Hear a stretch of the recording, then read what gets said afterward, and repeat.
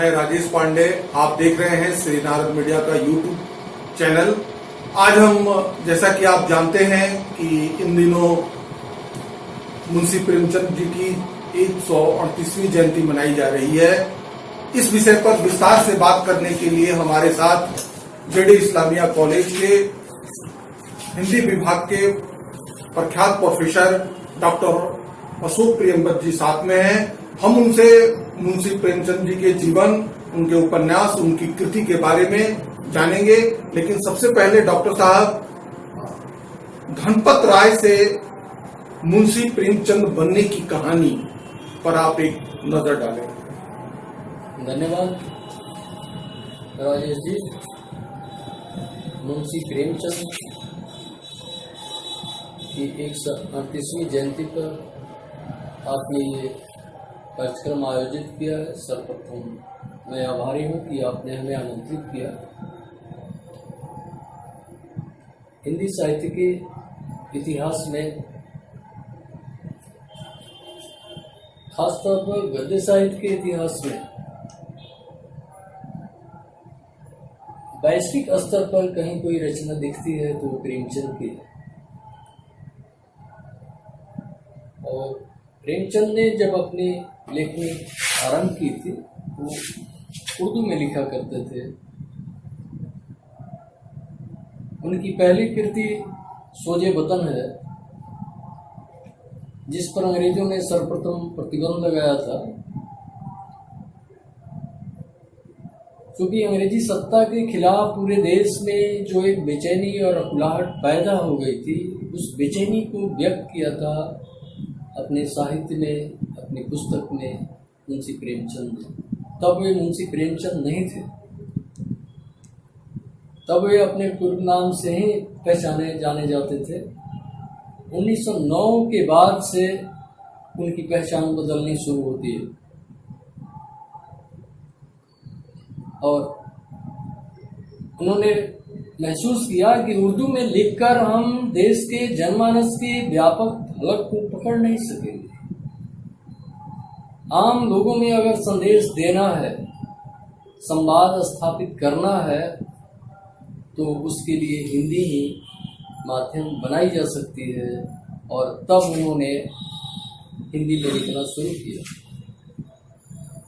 हिंदी में जो उन्होंने लिखा वो मुंशी प्रेमचंद के नाम से, प्रेमचंद के नाम से लिखा।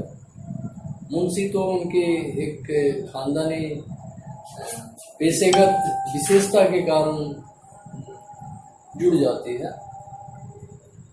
और फिर जो लेखनी उनकी हिंदी में शुरू होती है तो आवाज़ निरंतर शिखर पर पहुंचती जाती है 1936 तक, जब तक वे उनका निधन नहीं होता है।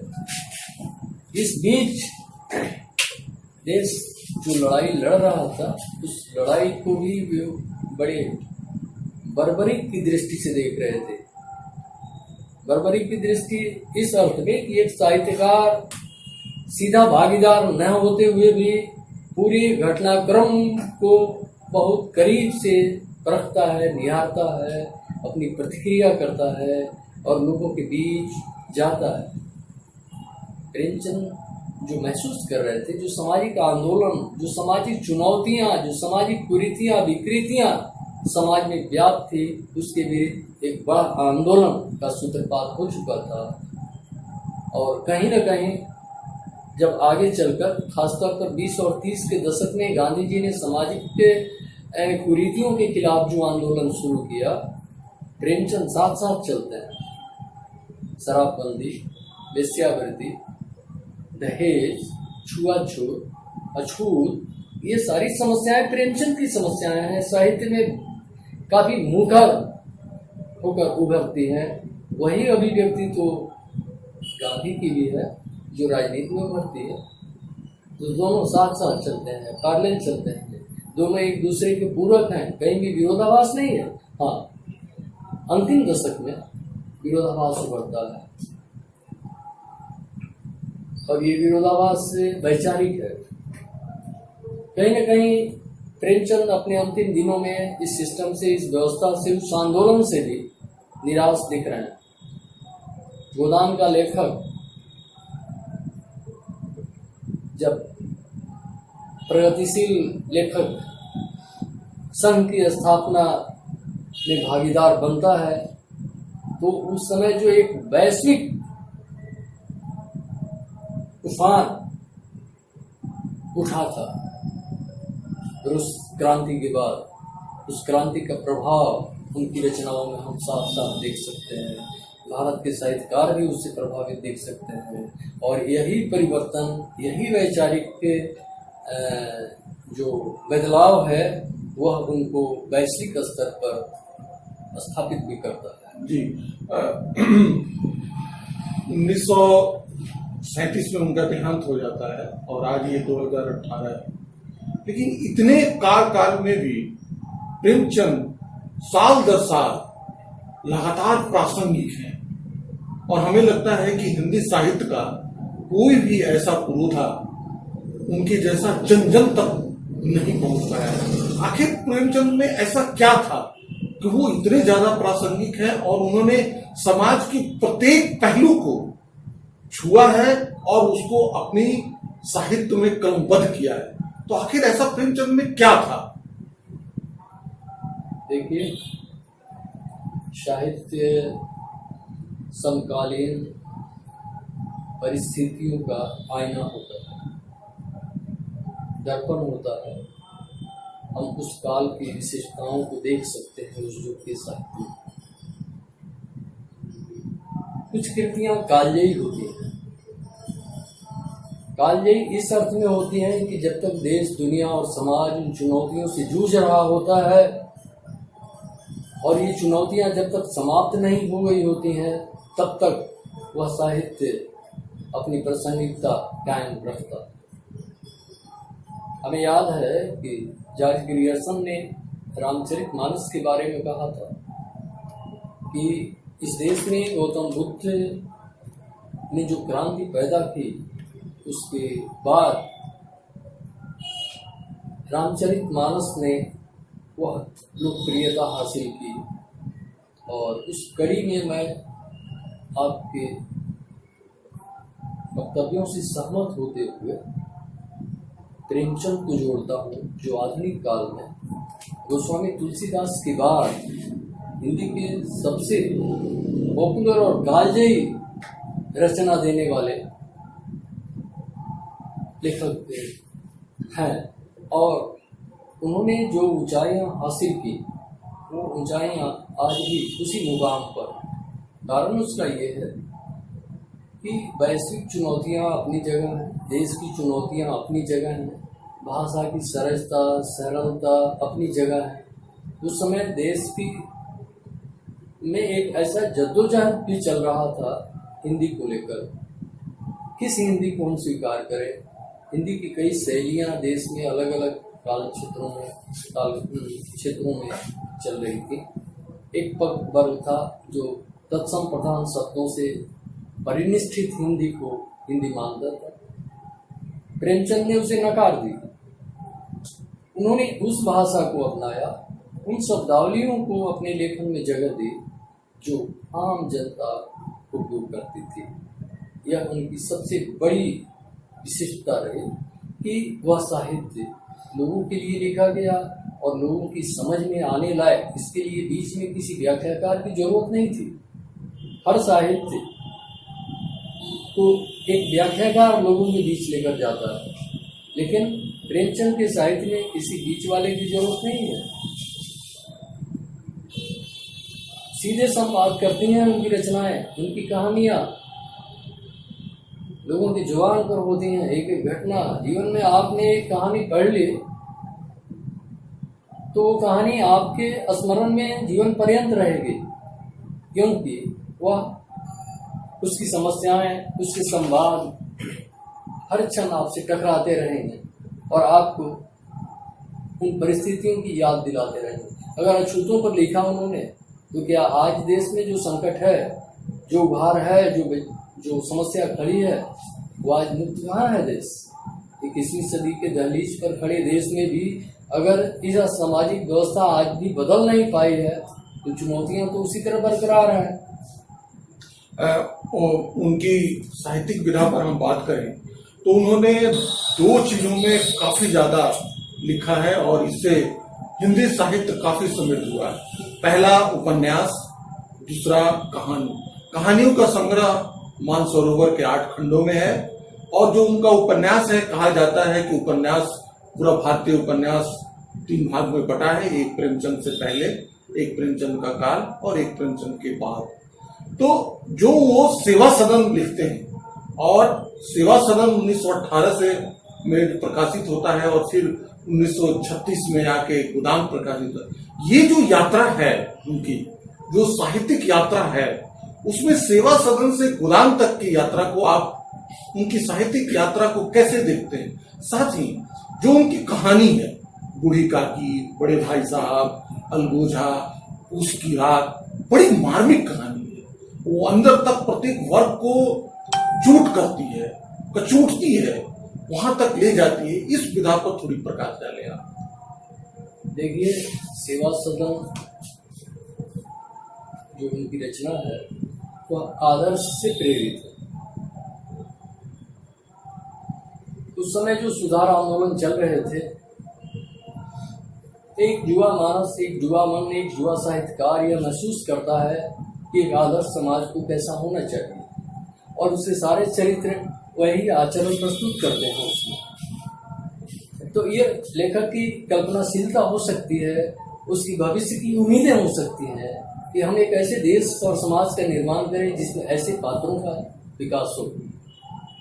तब वो सृजन करता है पात्रों का, और समानांतर रूप से वह आंदोलन भी आकार ले रहा था, जिस आंदोलन का नायक गांधी स्थापित हो चुके थे।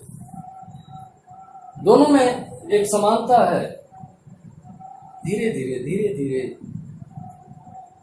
परिस्थितियां बढ़ती हैं, बदलती हैं, लेकिन एक लेखक निराश होता है, हताश होता है, उसकी अपेक्षाएं पूरी नहीं होती हैं, समाज में वो बदलाव नहीं देख पाता है जिस बदलाव की अपेक्षा करके वो चला था, जिस चीज को साहित्य के माध्यम से वो बदलना चाह रहा था। धीरे धीरे वह रुखड़ापन, वह बेरुखी, वह तलखी, समाज में का जो खुरदुरापन है उसको चुभने लगा था। यही कारण है कि सेवा सदन, निर्मला, गबन और उत्तरोत्तर बदलाव आता जाता है। उसके पात्रों में उग्रता भी आती है, प्रतिक्रिया भी आती है, यथार्थ से टकरने का समर्थ भी आता है। गांधी आस्था रंगभूमि में टूटती है। ये सारे टकराव और टूटन समाज में होने वाले विघटन और विसंगतियों के नतीजा थे, जो एक लेखक के, साहित्यकार के दिलो दिमाग पर प्रभावित करता है। वो आंतरिक की घटना है, लेखक के मस्तिष्क की, दिल दिमाग की आंतरिक घटना है। गोदान तक आते आते प्रेमचंद यथार्थ के पुरोधा और एडवोकेट बन जाता है। दुविधा होती है, आरोप लगता है कि मार्क्सवाद से प्रभावित प्रगतिशील लेखक संघ में उन्होंने अपनी भूमिका तय की। तो वहां पहुंचते पहुंचते आदर्श से यात्रा शुरू करके एक लेखक 2 दशक की अपनी यात्रा में यथार्थ की जमीन पर उतरता है। उनका गोदान महाकाव्य के रूप में पूज्य होता है और यही यात्रा है आदर्श से यथार्थ की यात्रा।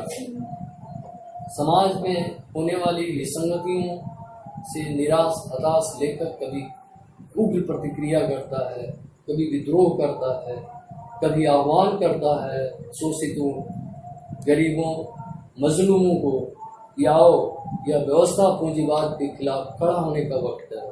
तो यह पूंजीवाद के खिलाफ खड़ा होने का संदेश वस्तुतः एक राजनीतिक संदेश भी है, जो एक साहित्यकार के कलम से प्रवाहित होता है गोदान के रूप में। वह चरम दर्द, जो पहले महाजन थे वो अब आजादी के बाद दूसरा चूल्हा उड़ के आ जाएंगे और कुछ व्यवस्था में आमूल परिवर्तन नहीं होने जा रहा। बिल्कुल, महाजनी सभ्यता एक सभ्यता थी जो अंग्रेजों ने स्थापित किया था। अंग्रेजों के पहले का समाज हमारा वैसा नहीं था, लेकिन अंग्रेजों ने दोहन, शोषण और उत्पीड़न पर आधारित जो सामाजिक व्यवस्था कायम की थी, उस व्यवस्था में जो पीड़ा थी, उस वेदना को उन्होंने महसूस किया और उस वेदना के प्रति विद्रोह गोदान में आते आते भड़क उठता है। कहीं वो समझौता करता है, समझौता भी परिस्थितियों के कारण करता है। गोदान का नायक कोरी या धनिया, दोनों पात्र, या उसमें रिवोल्ट भी है, जुनिया, कोबर, ये सारे पात्र उस समय रिवोल्ट पर उतारू हैं। पलायन की जो परिस्थिति हाँ, है, शहर और गांव का जो विन्यास है, वो सारी चीजें उभर के आती हैं। उन्होंने 36 में इस तरह उभारा है जो शहर और गांव के अंतर को भी उन्होंने उसमें बहुत स्थापित किया है। दो संस्कृतियों को उन्होंने स्थापित किया है जो उस समय खड़ी हो रही थी। शहर में जाति नहीं पूछी जाती है, इस चीज को बिल्कुल, जो मॉडर्न सोसाइटी का निर्माण हो रहा था अंग्रेजों के प्रभाव में, उस सोसाइटी और देश के आम लोगों की, जो गरीब जनता की, मेहता और मालती के माध्यम से वो व्यक्त किया है उन्होंने।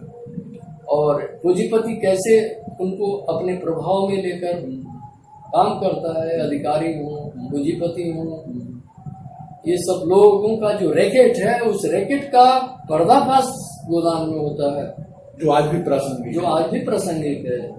और जब तक ये रैकेट सक्रिय रहेगा, प्रभावी रहेगा, समाज पर अपना प्रभुत्व कायम रखेगा, तब तक गोदान और प्रेमचंद प्रासंगिक रहेंगे।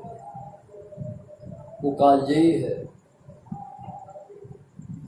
डॉक्टर साहब, आपने हमारे दर्शक को इतना अच्छा बताया मुंशी प्रेमचंद पे, इसके लिए आपको बहुत बहुत धन्यवाद।